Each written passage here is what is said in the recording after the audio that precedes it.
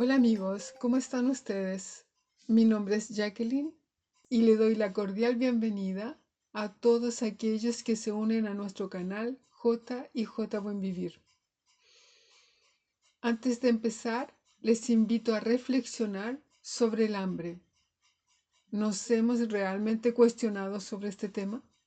¿Sabemos cuándo tenemos realmente hambre o comemos porque simplemente debemos comer?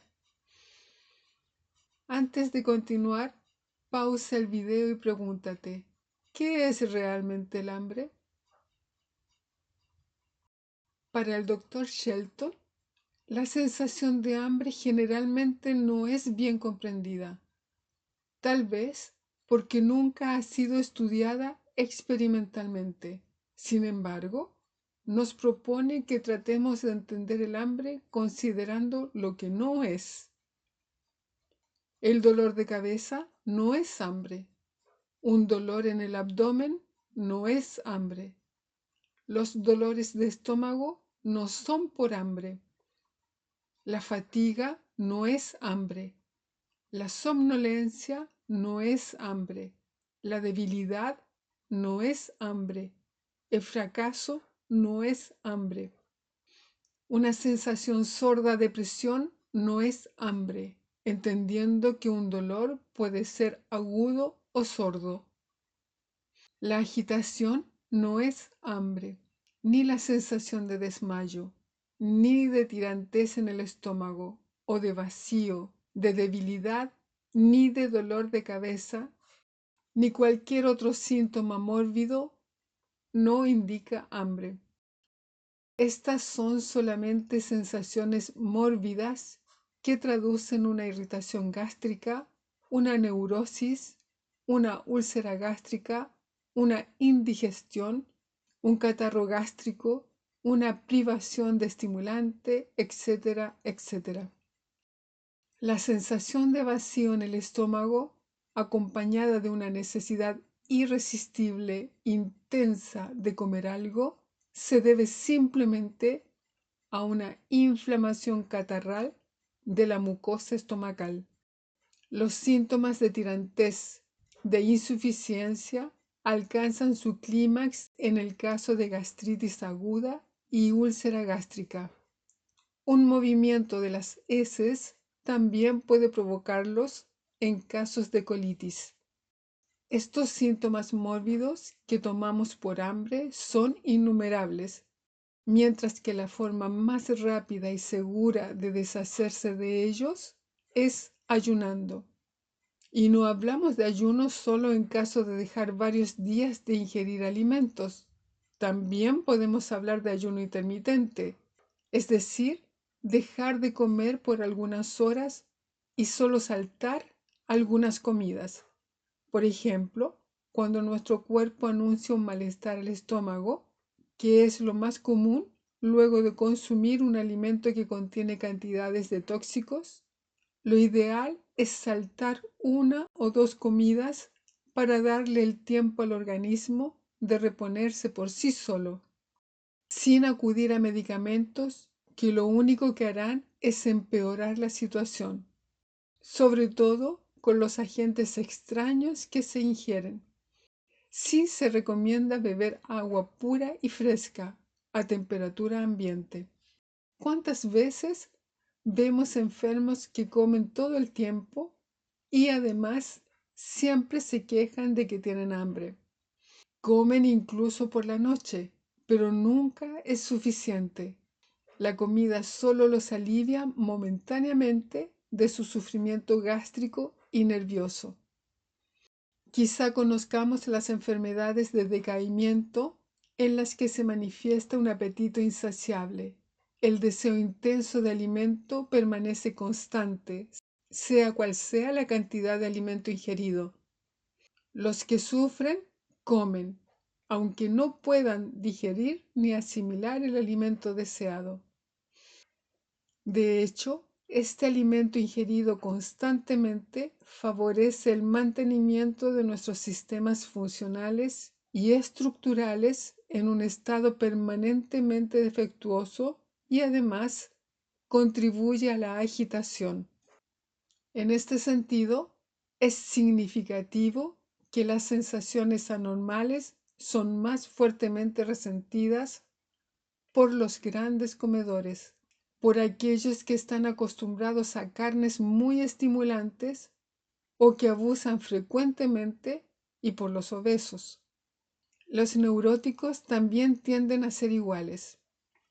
Si no ponemos atención, las sensaciones se desvanecen al cabo de cierto tiempo, pero si intentamos calmarlas comiendo, consumiendo más condimentos o bebiendo más, solo las tranquilizamos.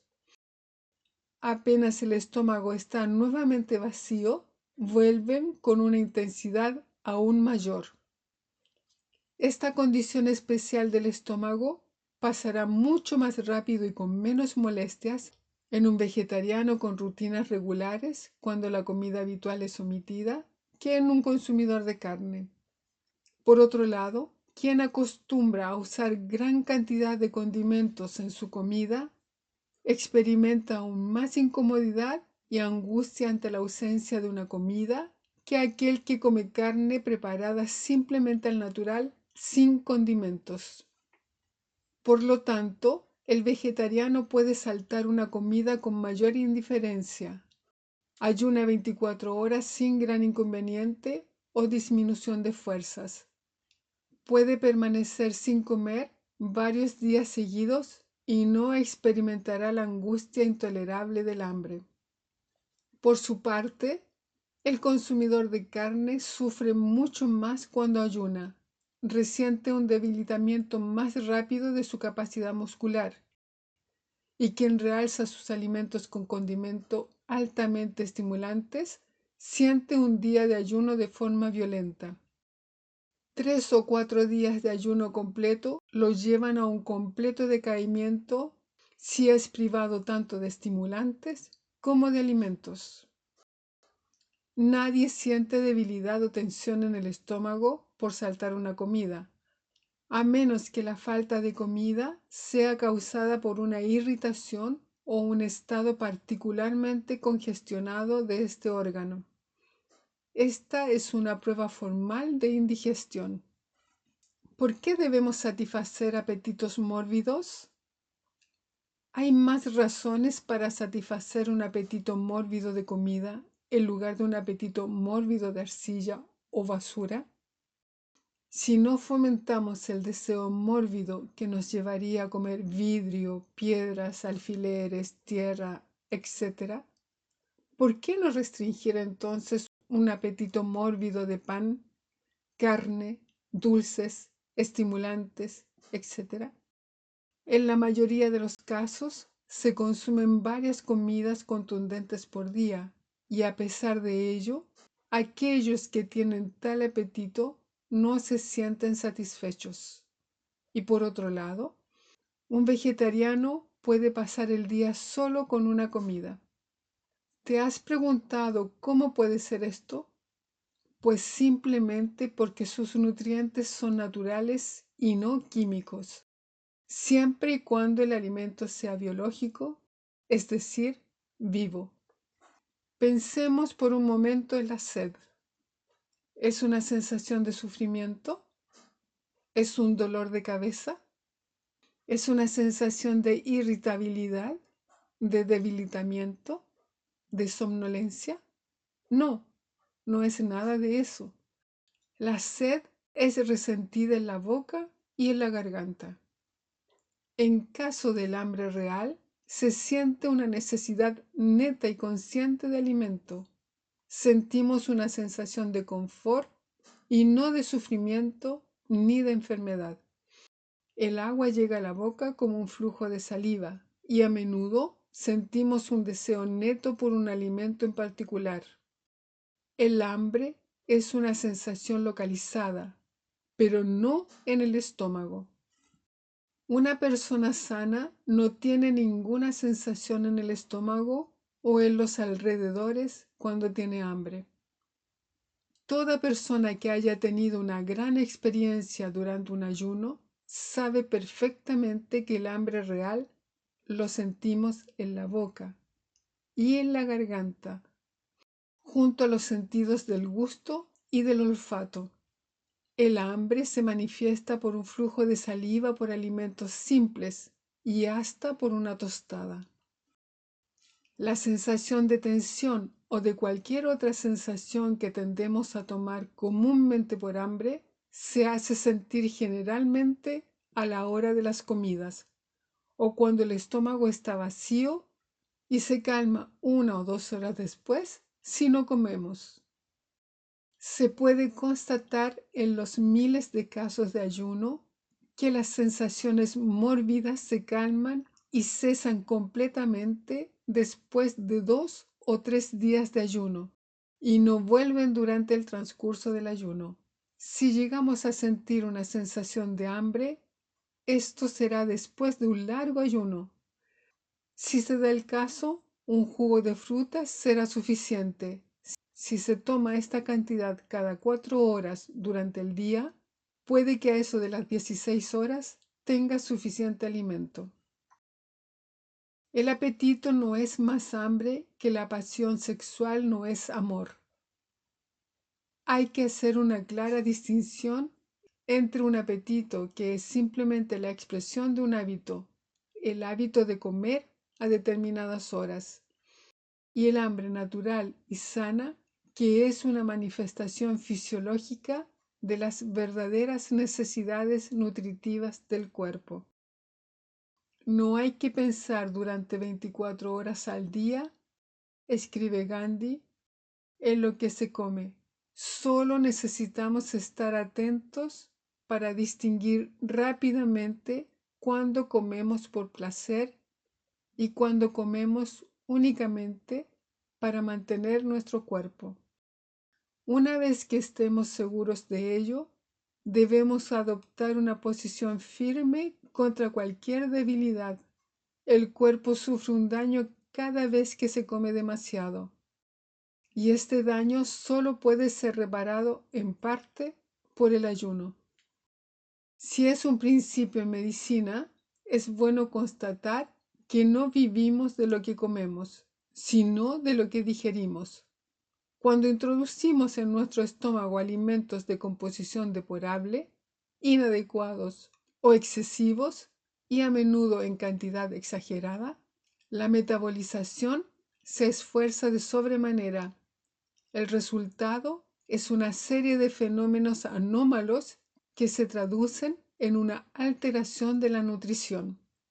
La asimilación y desasimilación se encuentran distorsionadas y dan lugar a residuos tóxicos temibles. A la larga, estos acaban por estorbar el organismo, que se vuelve incapaz de eliminarlos. Este recurrente y regular envenenamiento altera la composición celular y el conjunto de funciones del organismo, y no tarda en las personas predispuestas en provocar una ruptura de equilibrio. Así nacen las enfermedades. Si la medicina sabe actuar sobre diferentes patologías particularmente graves, no sabe realmente cómo gestionar la vida cotidiana que no debería llevarnos a la enfermedad. Los medicamentos que administra a menudo agravan el estado general del organismo, que se agota en la lucha que sostiene contra un conjunto de toxinas.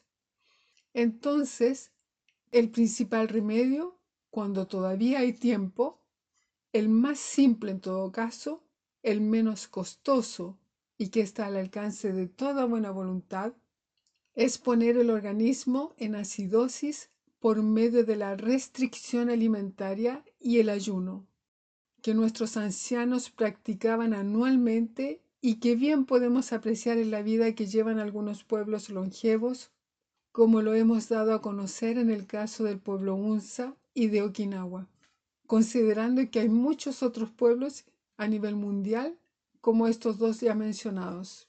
Nos podemos liberar de estos temibles residuos tóxicos con los que nos hemos saturado durante años.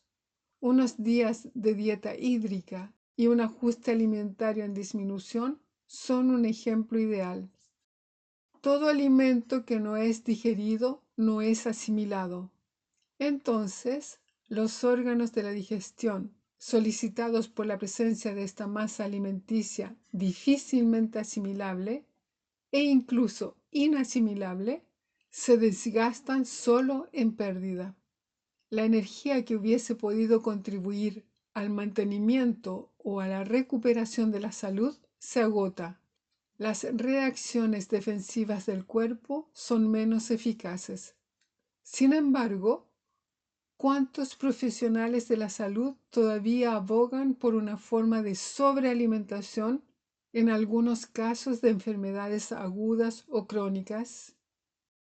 Esto no impide que el adelgazamiento, a menudo malsano, se imponga, sin que ningún tratamiento pueda detenerlo. En cambio, el resultado contrario se obtiene muchas veces con la reducción y o supresión de una o varias comidas diarias. El alimento restante es suficiente para restaurar la salud comprometida y al mismo tiempo aumentar el peso y el vigor. Las tradiciones religiosas asocian generalmente el ayuno con la oración y el compartir, con la purificación y la sumisión del deseo o el centrarse en sí mismo y a la penitencia. Y también casi todas evocan sus grandes beneficios sobre la salud.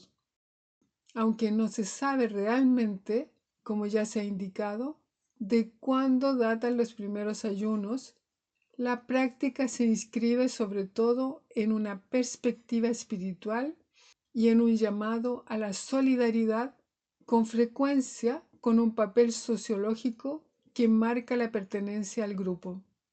En la Biblia son numerosos los pasajes que hacen referencia al ayuno, como por ejemplo la experiencia de Moisés en el monte de Sinaí, 40 días de ayuno y de oración para recibir de Dios las tablas de la ley.